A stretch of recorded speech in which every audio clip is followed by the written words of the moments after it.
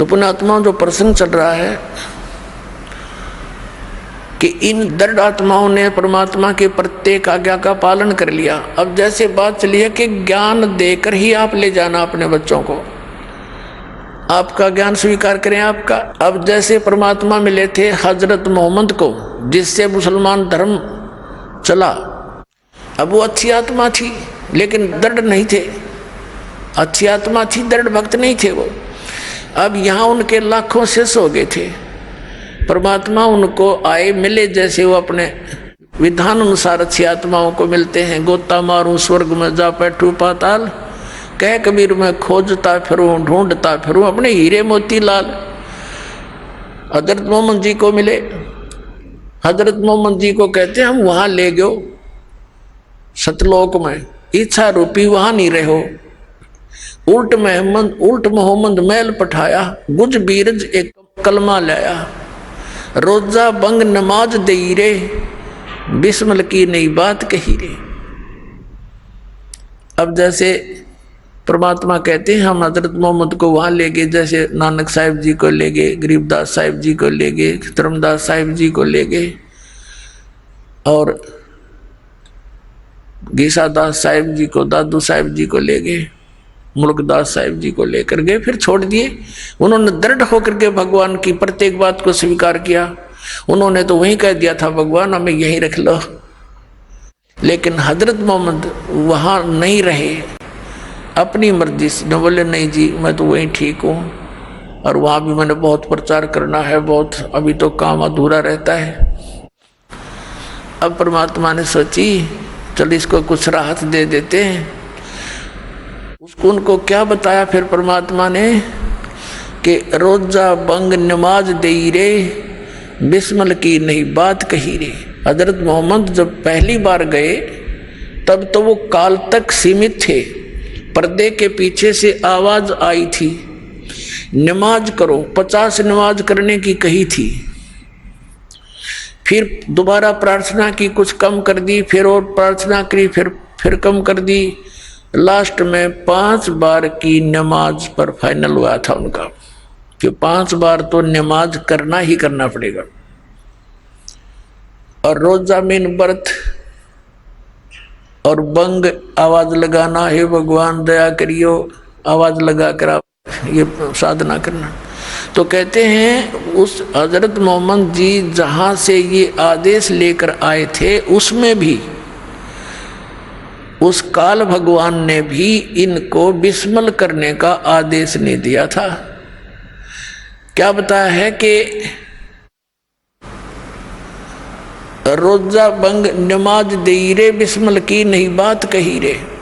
और फिर क्या बताते हैं कि एक बार हजरत मोहम्मद जी ने अपने आत्माओं, जैसे आप देखते हो ना चुंबक के साथ किसी लोहे के टुकड़े को लगा दिया जाए कुछ समय के लिए, वो भी अस्थायी चुंबक बन जाता है, लेकिन वो स्थायी नहीं होता, कुछ देर के बाद उसके गुण धर्म समाप्त हो जाते हैं। ऐसे ही ये जितने भी महापुरुष उस परमात्मा से मिले थे, इनको लेकर गए थे सतलोक से वापस छोड़ा था, इनके अंदर सिद्धियां आ गई थी, अपने आप आ जाती उस मालिक के संपर्क मात्र से, ऊपर से उस लोक से वापस आने में इतने तो अपने आप इनके चिपट जाती है। वह इतनी ये सिद्धियां, असंख्य सिद्धियां पड़ी है। तो वहां से जब ये वापस आया, हजरत मोहम्मद में सिद्धि आ गई, वचन में भी सिद्धि होगी। तो उसने एक दिन एक गऊ को मार दिया, पहले तो एक बकरे को मार दिया वचन से, वो बकरा मर गया। बकरे वाला रोने लगा, जी मैं तो गरीब आदमी था, ये क्या हो गया। लोग इकट्ठे हो गए, फिर उस बकरे को जीवित कर दिया वचन से। सब खुशी हुई, सब जगह ये लहर दौड़ गई कि भाई हजरत मोहम्मद तो सचमुच नबी हैं, बड़ी सिद्धि है इसके अंदर, मरे हुए बकरे को जीवित कर दिया। उनकी बहुत दूर तक बातें फैल गई और उनके अनुयायी थे, जगह जगह ये चर्चा करने लगे। लोगों ने एतराज किया क्योंकि विरोधी बहुत थे। उन्होंने कहा भी हम जब जाने गऊ मार के जीवित कर दे, हमारे सामने कर। तब हजरत मोहम्मद ने वो गऊ, सब इकट्ठे हो गए आसपास के लोग, वचन से वो गाय मार दी, वो मर गई। अब उसको जीवित करने का समय आया, वह जीवित नहीं हो पाई। तब परमात्मा कहते हैं कि तब हम मोहम्मद याद किया रे, तब हजरत मोहम्मद ने मुझे याद किया, तब हम मोहम्मद याद किया रे, शब्द स्वरूपी हम बेग गया रे। परमात्मा कहते हैं वहां शब्द स्वरूपी पहुंचे 1 सेकंड के अंदर, लेकिन औरों को किसी को नहीं दिख रहा था, केवल हजरत मोहम्मद को मैं दिखाई दे रहा था। मुई गऊ हमने तत्काल जवाई, और तब मोहम्मद के निश्चय आई। वो मरी हुई गाय को मैंने जाकर तुरंत जीवित कर दिया। तब मोहम्मद जी को विश्वास हुआ कि सचमुच ये तो परमात्मा के नुमाइंदे हैं। कहते जब मोहम्मद के निश्चय आई, तुम कबीर अल्लाह दरवेशा, और मोहम्मद का तब गया अंदेशा। फिर क्या बताते हैं कि नबी मोहम्मद नमस्कार है, राम रसूल कहाया, 1,80,000 को सौगंध जिन ने कर चलाया। अरस कुरस पर अलह तकत है, अरस के कुरस पर आसमान के अंतिम छोर पर अरस कुरस पर अलह तकत है, उस परमात्मा का स्थान है जहाँ कबीर साहब का अपना स्थान है। और खालिक बिन नहीं खाली, उस परमात्मा की दृष्टि में सभी प्राणी है, उससे कोई बचा नहीं है। और वह पैगंबर पाक पुरुष थे साहिब के अब्दाली। अब क्या बताते हैं कि तुम हजरत मोहम्मद का नाम लेकर गऊ मार रहे हो, जो मनाते हो वो दिन विशेषकर गऊ काटते हो, तो उन्होंने गऊ शब्द से मारी थी, शब्द से जीवित कर दी थी, क्योंकि लोगों ने ये सोचा था कि हजरत मोहम्मद ने जीवित कर दी। तो उसके लिए फिर कहा कि बारी गऊ शब्द के तीरम, वचन के तीर से मार दी। और ऐसे होते मोहम्मद पीरम, वो मोहम्मद पीर ऐसे थे।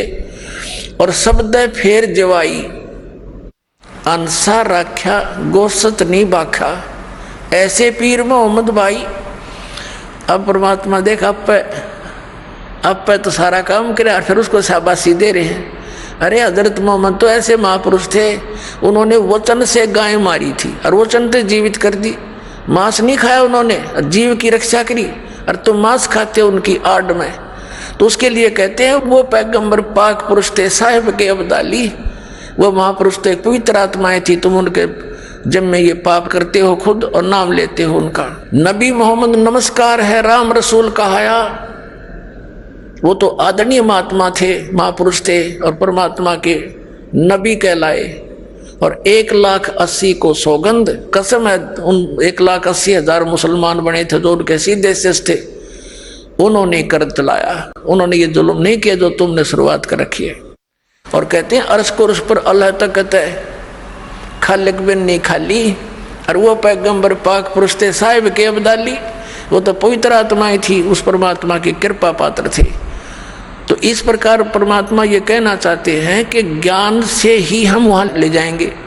अब जैसे हजरत मोहम्मद को ले गए, वो दृढ़ नहीं थे, अच्छी आत्मा अवश्य थी, मिले भगवान सब अवश्य, लेकिन वहाँ नहीं रहे।